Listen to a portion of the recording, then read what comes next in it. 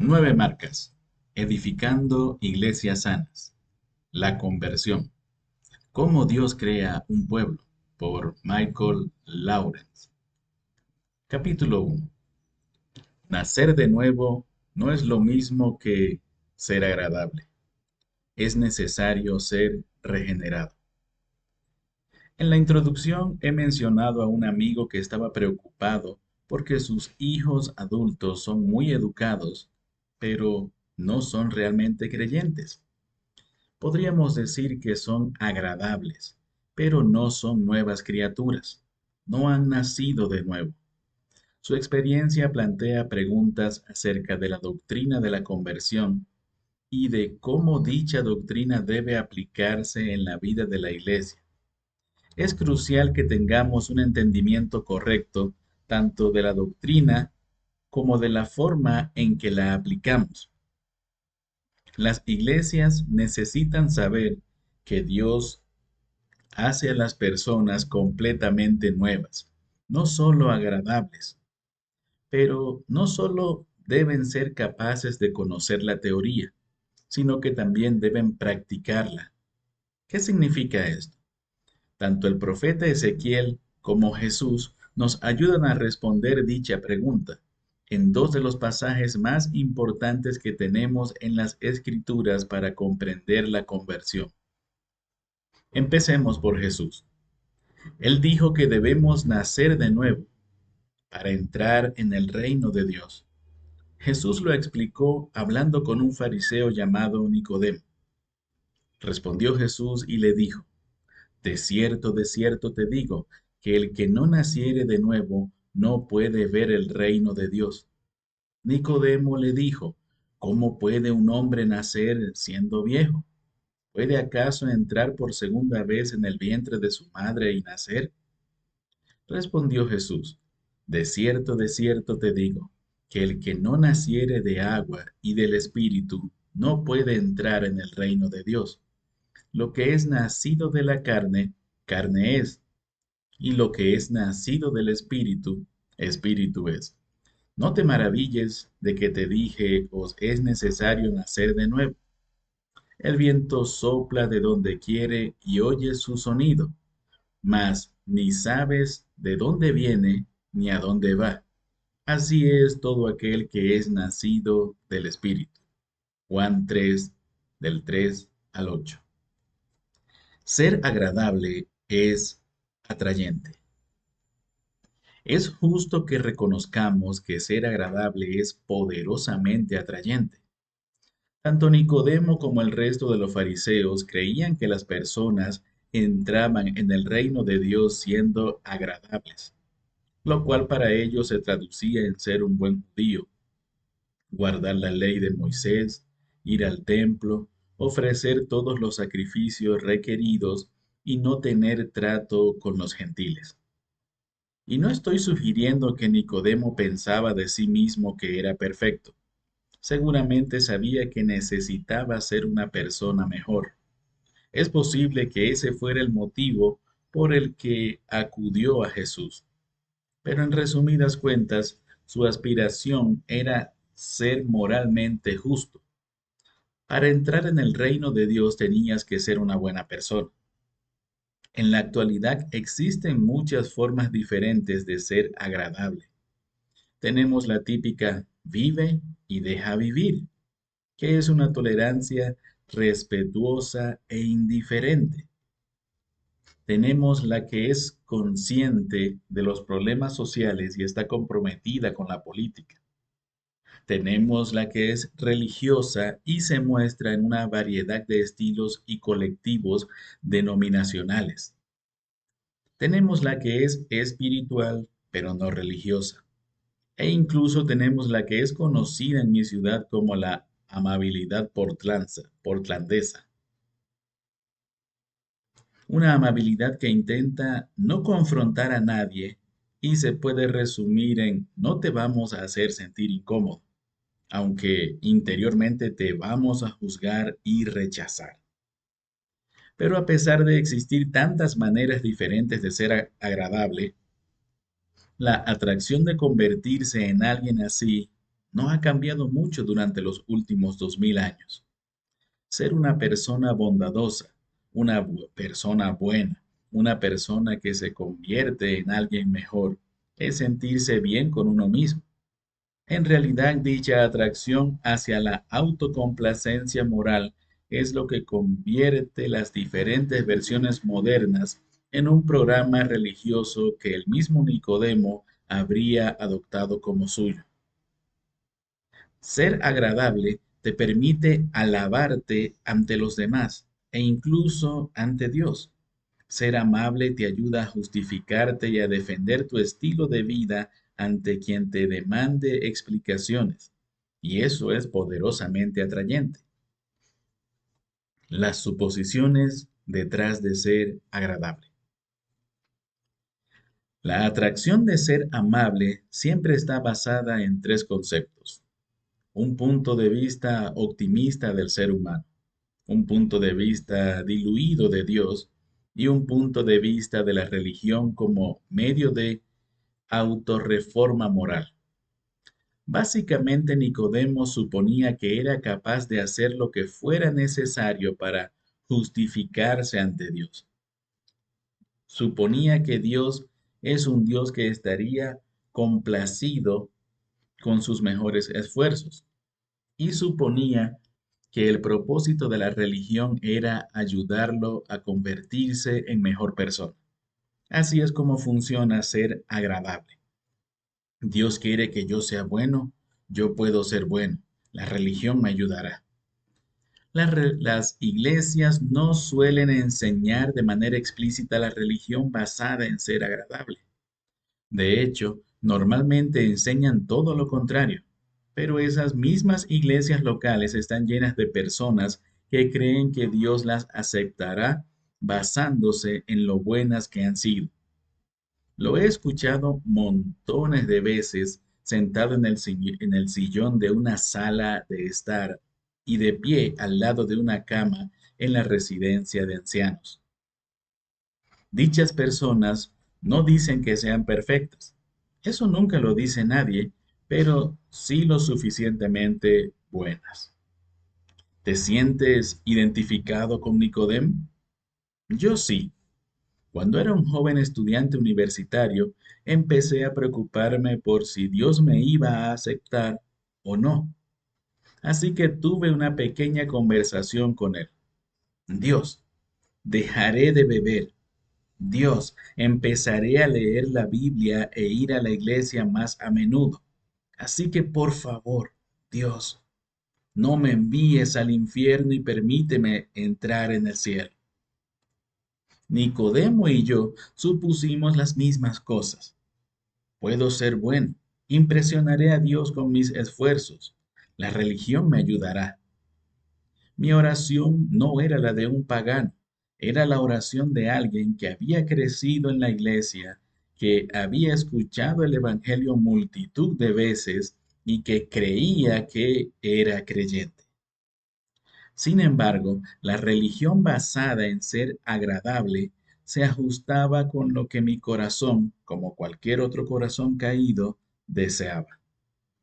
Quería ser capaz de justificarme a mí mismo y la manera de conseguirlo era siendo agradable.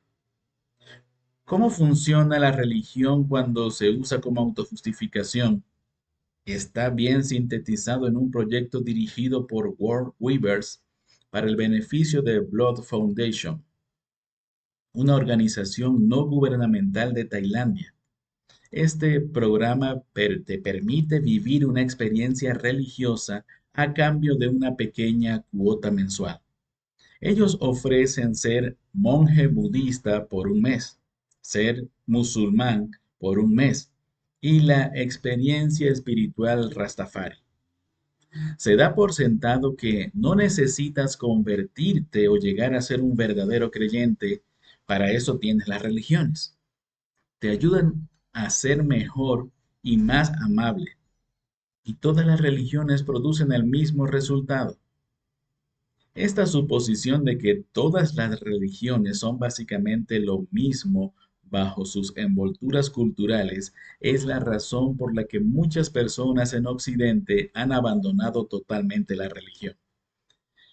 Si el objetivo es simplemente ser mejor persona hoy de lo que fui ayer, entonces, ¿para qué necesito la religión? Sin duda, la pregunta que realmente debemos responder es, ¿qué principios medirán mi proyecto de autojustificación? ¿Los míos? ¿Los de Dios? ¿Los de la sociedad? ¿Qué sociedad?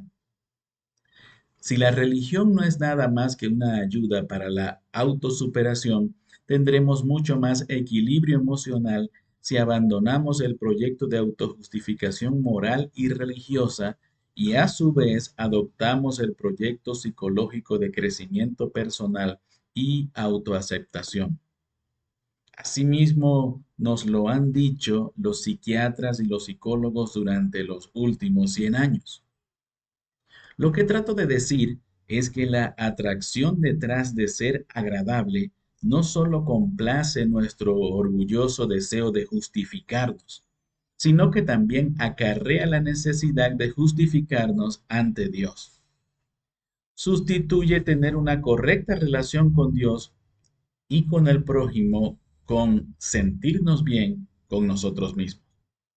Anestesia mi sentido de culpabilidad, calma las ansias de mi inseguridad y refuerza la ilusión de que yo controlo cuál será mi destino en el día del juicio final.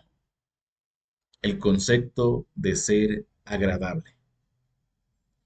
Lo que hace que la cultura ética de ser agradable sea difícil de reconocer en las iglesias evangélicas es que casi nunca se enseña de forma explícita. Esto es así porque ser agradable es la condición natural de la persona que no ha sido regenerada. Dicha condición se introduce con nosotros en la iglesia como si se tratase de un aroma impregnado en la ropa, y nos es difícil olerlo en nosotros mismos porque estamos acostumbrados a él. Y este olor se percibe de diferentes maneras. Condenamos más los pecados del mundo que los nuestros. Clasificamos los pecados en diferentes niveles y toleramos algunos de ellos, especialmente los nuestros, más que otros. Cuando estamos en la iglesia cantamos canciones y oramos alabando a Dios en vez de cantar canciones y orar confesando nuestros pecados. Describimos nuestros propios pecados como errores. Utilizamos las historias de la Biblia para enseñar a los niños a ser buenos. Sé como David, en vez de mostrarles el Salvador. Necesitas a Cristo, que es el verdadero y perfecto David. Posiblemente la manera principal en la que enseñamos a ser agradable es cómo presentamos a Cristo. Recomendamos a Cristo y el Evangelio como un método de superación personal. No porque no hablemos acerca de la cruz o del pecado, sino porque presentamos el pecado principalmente como un problema que afecta a nuestras vidas e interrelaciones y que se interpone en el logro de nuestras metas. Presentamos a Jesucristo como aquel que puede cambiar todo eso.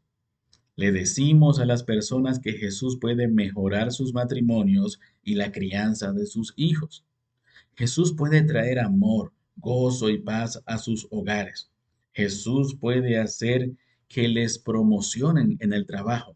Ven a Jesús y Él cambiará tu vida. Y por supuesto que Jesús cambia la vida de los creyentes, pero esto no significa tener una mejor vida aquí y ahora en todos los aspectos posibles. ¿Acaso no recordamos lo que dijo Jesús? Si alguno quiere venir en pos de mí, niéguese a sí mismo, tome su cruz y sígame. Mateo 16:24. Eso significa que Jesús puede cambiar tu matrimonio dándote la gracia para perseverar en la relación con el cónyuge que ya no te ama. Jesús puede traer amor, gozo y paz a tu hogar, haciendo que tú seas el instrumento que trae estas cosas en vez de ser el recipiente de las mismas. Jesús puede hacer que te promocionen en el trabajo cambiando tu actitud en vez de cambiar tus responsabilidades. No convencemos a casi ninguno de los incrédulos que están fuera de la iglesia cuando presentamos a Jesús como la solución a la lista de sus problemas. No van a dejar de pretender que son agradables porque sencillamente no ven que seamos mejores que ellos y no creen necesario imitar nuestro comportamiento en la iglesia. Al mismo tiempo, las personas que están dentro de la iglesia no tienen claro lo que significa ser creyente según la Biblia. La mayoría de nosotros aprendimos el concepto de ser agradables en iglesias que nos presentaron a un Jesús que prometía mejorarnos, no a un Jesús que llamaba a sus seguidores a morir a sí mismos. Dichas iglesias nos enseñaron que debíamos ser agradables en vez de asegurarse de que éramos hechos nuevas criaturas. Me temo que esta es la razón por la que muchos de los hijos de mis amigos se han apartado del cristianismo. No han renunciado a ser agradables, simplemente descubrieron que no necesitaban a Jesús para hacerlo. Es necesario nacer de nuevo. La atracción de ser amable es poderosa, juega con nuestra vanidad y con nuestro orgullo. Pero Jesús nos confronta hasta en 3 ocasiones en Juan 3 con la necesidad de nacer de nuevo. El que no naciere de nuevo no puede ver el reino de Dios. Versículo 3. El que no naciere de agua y del Espíritu no puede entrar en el reino de Dios. Versículo 5. Os es necesario nacer de nuevo. Versículo 7. Para reconciliarnos con Dios, no necesitamos mejorarnos a nosotros mismos. Necesitamos un nuevo comienzo. De hecho, la Biblia utiliza varios conceptos teológicos para describir lo que Jesús quiere decir. Regeneración,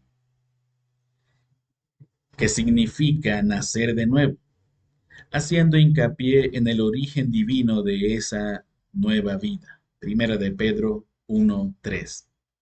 Recreación, que significa ser recreados como parte de lo que será la nueva creación de los últimos tiempos.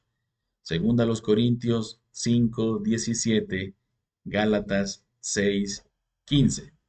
Transformación, que significa recibir una nueva naturaleza. Colosenses 3:10. Debe ocurrir un cambio radical en nosotros. Y fíjate bien que la Biblia nunca usa la palabra reforma para describir lo que Jesús está explicando. Puedes reformar una iglesia, pero no un corazón muerto. El cambio personal que Jesús dice que necesitamos va muchísimo más allá. Llega hasta la esencia de nuestra propia naturaleza. Según las Escrituras, Dios nos creó para adorarlo, para amarlo y para encontrar en Él nuestra satisfacción más profunda. Así era nuestra naturaleza cuando Dios la creó en el principio. Pero cuando nuestros primeros padres se rebelaron contra Dios, no solo desobedecieron, sino que corrompieron su naturaleza. Los teólogos llaman a esto el pecado original. Y es algo que todos nosotros heredamos. Fuimos creados con una naturaleza que amaba a Dios, pero ahora tenemos una naturaleza que se inclina a amarnos a nosotros mismos. Pablo afirma que nacemos muertos en nuestros pecados y delitos y que caminamos en los deseos de nuestra carne. Efesios 2, 1 al 3. Somos muertos vivientes. Este es el motivo por el que ser agradable no cambia nada. Debemos ser creados de nuevo. El problema de ser agradables y la promesa de ser creados de nuevo. La necesidad de nacer de nuevo se deriva de 5 verdades bíblicas: la incapacidad de los seres humanos, la santidad de Dios, la gracia del Evangelio, el poder del Espíritu Santo y la creación de un pueblo. Número 1. Nuestra incapacidad. Jesús establece una diferencia drástica entre la carne y el espíritu, es decir, entre nosotros y Dios. Lo que es nacido de la carne, carne es, y lo que es nacido del espíritu, espíritu es. Juan 3:6. No importa cuán buena sea la carne, no puede producir la vida espiritual que se necesita para reconciliarnos con Dios. Romanos 8, 5 al 8. Lo podemos intentar con todas nuestras fuerzas, pero nos quedaremos cortos.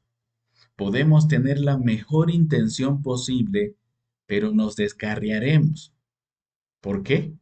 Porque nuestra naturaleza pecadora desea agradar a la carne en vez de agradar a Dios. Aun cuando hacemos lo que es moralmente correcto, lo hacemos por los motivos equivocados, para justificarnos y recibir nosotros la gloria.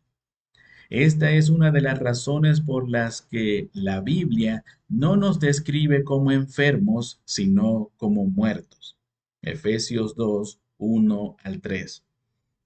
Al igual que la persona que está muerta, somos incapaces de amar a Dios de forma natural. Número 2. La santidad de Dios. Y por añadidura, Dios no es como nosotros. La Biblia es inflexible cuando habla de la santidad de Dios. Que Dios es santo significa que es completamente diferente a nosotros.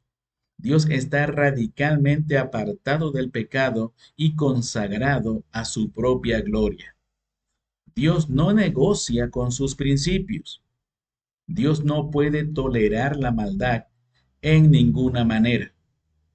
A Dios no le impresiona cuán buenos y simpáticos somos porque nos esforzamos en ser agradables para nuestra propia gloria en vez de para la suya. Isaías 64:6. Así pues, estamos bajo el juicio de Dios. Y esta es otra razón por la que la Biblia afirma que estamos muertos. Y es una sentencia totalmente merecida. Número 3. La gracia de Dios. Sin embargo, hay buenas nuevas. Dios muestra su gracia. Dios mismo tomó la iniciativa para salvarnos. Cuando aún éramos sus enemigos, Dios envió a su Hijo para que se encarnase como hombre y viviera la vida que nosotros debimos vivir en la creación original. Jesús no vivió en este mundo siendo agradable, ni siendo simplemente bueno, sino que vivió una vida perfecta y sin pecado, una vida totalmente dedicada a la gloria de Dios. Seguidamente, Jesús ofreció su vida en la cruz como sacrificio, tomando la ira de Dios sobre sí mismo como sustituto de todo aquel que se arrepiente de sus pecados y pone en él su fe. Y para probar que Dios había aceptado su sacrificio, 3 días más tarde Jesús resucitó de la muerte. Número 4. El Espíritu de Dios. Pero eso es solo el comienzo de la iniciativa de Dios en la salvación. Jesús habla en Juan 3 acerca de la obra del Espíritu Santo, la cual compara con un viento sobre el cual no tenemos control alguno. Cuando Dios nos regenera, su Espíritu nos une de manera instantánea con Cristo. En dicha unión, el Espíritu Santo toma todos los beneficios de la obra que hizo el Hijo, su vida resucitada, su justicia, su gracia, y nos los aplica a nosotros. Esto cambia nuestra naturaleza, nos da un nuevo nacimiento, nos hace nuevas criaturas. Acto seguido, nos volvemos a Cristo en arrepentimiento y fe. Somos justificados por su gracia y somos adoptados en su familia para caminar tras sus pasos en una relación de amor y confianza. Número 5. La creación de un pueblo. Cientos de años antes de la conversación que Jesús tuvo con Nicodemo, Dios prometió a través del profeta Ezequiel que nos daría su gracia y su espíritu. Además, prometió que haría de nosotros un pueblo.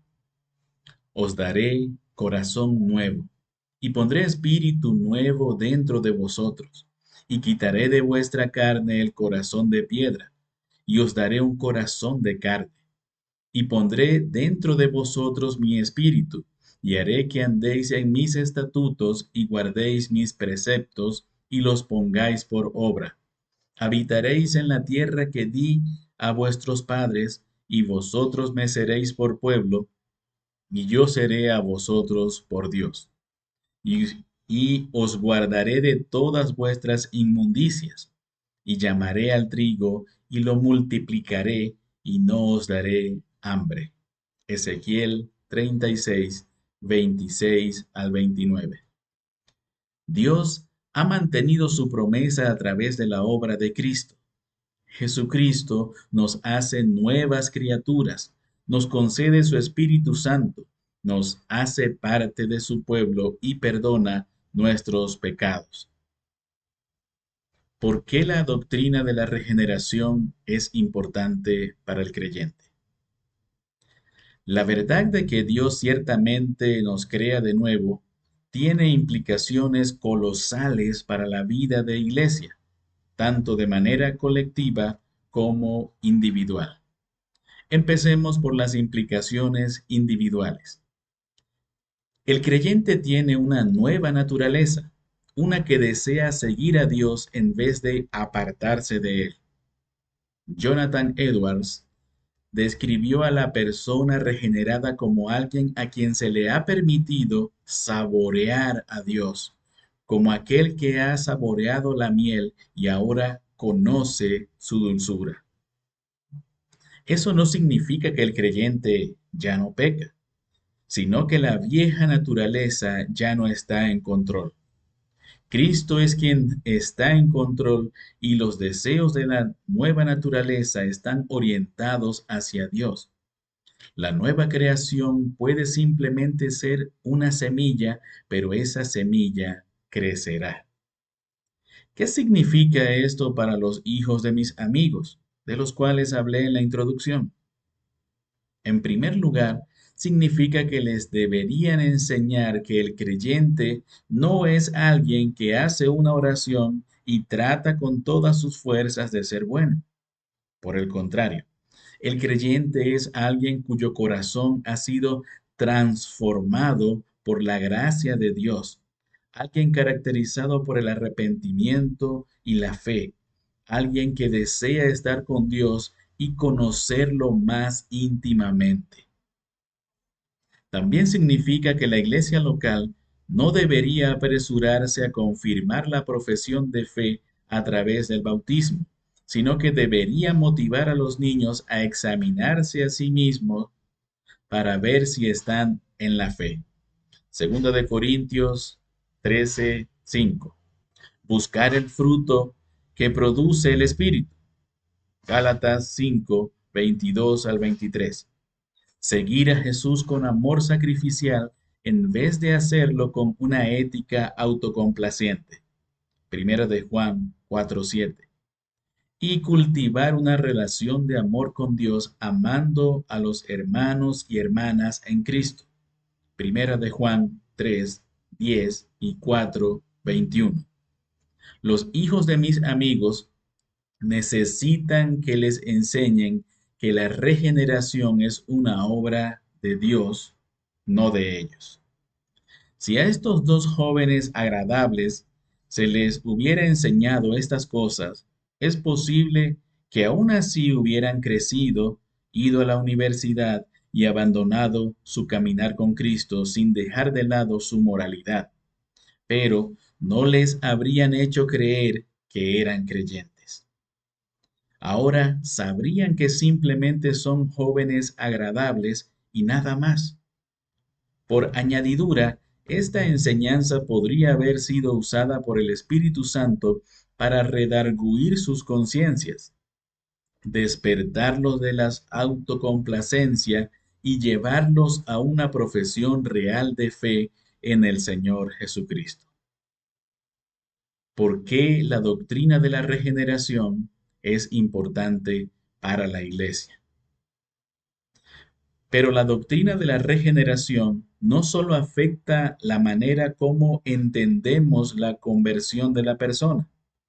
La regeneración también tiene una dimensión colectiva. Vuelve a leer Ezequiel 36, 26 al 28. El pronombre que se usa en estos versículos es plural, vosotros. Y dicha idea se expresa mucho mejor en el inglés sureño de Estados Unidos. Todos vosotros. El resultado de la obra regeneradora del Espíritu Santo es un pueblo que vive unido bajo el gobierno de Dios. El Espíritu no solo hace de mí una nueva creación aislada, sino que me hace parte del pueblo que Dios ha creado de nuevo. El Espíritu Santo escribe las leyes de Dios en mi corazón, enseñándome a amar a mi prójimo y especialmente a mis hermanos y hermanas en Cristo. Me enseña que vivir con Dios incluye vivir con el pueblo de Dios, adorándole todos juntos en la vida diaria de iglesia. Este es el motivo por el que Juan declara que eres un mentiroso si aseguras amar a Dios, pero no amas a tu hermano. Primera de Juan 4:20. O por el que Pablo afirma que nosotros, los judíos y los gentiles, hemos sido hechos un solo y nuevo hombre. Efesios 2:13 al 16. La regeneración nos da un corazón no solo para Dios, sino también para su pueblo. La iglesia local debe ser una comunidad formada por nuevas criaturas. A través de nuestro amor y obediencia, damos un testimonio poderoso de la verdad transformadora del Evangelio. El mundo catalogará a un creyente solitario como una aberración. Pero si pones a dos o tres creyentes juntos, será más difícil despreciarlos. Y si pones a 5, 10, 50, un centenar de creyentes viviendo juntos en una comunidad de gracia y amor, no podrán ignorar el mensaje. Lamentablemente, lo opuesto también es verdad. Cuando la iglesia se parece más al mundo que a Cristo, lo que en realidad estamos predicando es un evangelio diferente. Un evangelio que lo más probable es que esté basado en ser agradable. Entonces, ¿qué podemos hacer para estar seguros de que nuestra comunidad es una comunidad regenerada? Una que proclama al unísono el poder del Evangelio de Jesucristo para crear nuevos hombres y mujeres. Aquí tienes algunas sugerencias. Presta atención a la membresía. No nos interesa que todos los asistentes estén regenerados. De hecho, queremos que asistan a la iglesia tantos incrédulos como sea posible. Pero lo que sí debemos procurar es una membresía de iglesia regenerada, porque nuestros miembros representan oficialmente a la iglesia en este mundo o ante el mundo. Realiza entrevistas de membresía. Los ancianos de la iglesia deben realizar entrevistas de membresía y no para determinar cuán buenas son las personas, sino para buscar las evidencias del nuevo nacimiento. Promueve los ejemplos de arrepentimiento, no los de moralidad.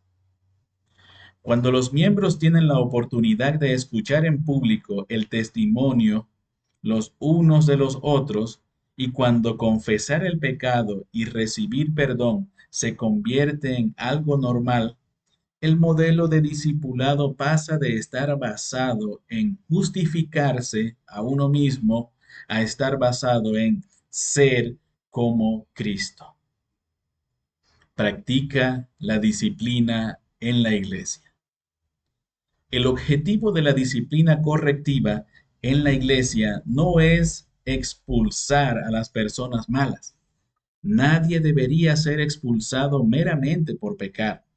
La disciplina en la iglesia es llevada a cabo cuando aquel que profesa ser creyente es confrontado con el pecado y rechaza el arrepentimiento. Esa no es la naturaleza de alguien que ha sido creado de nuevo. Mantén el bautismo, la membresía y la Santa Cena conectados. Estas tres cosas no son prácticas separadas e independientes, sino tres aspectos diferentes del concepto de la regeneración. El criterio para las tres prácticas es el mismo: no ser agradable, sino tener arrepentimiento y fe. Debemos ser creados de nuevo a través del Espíritu Santo y por el Evangelio lo hemos sido.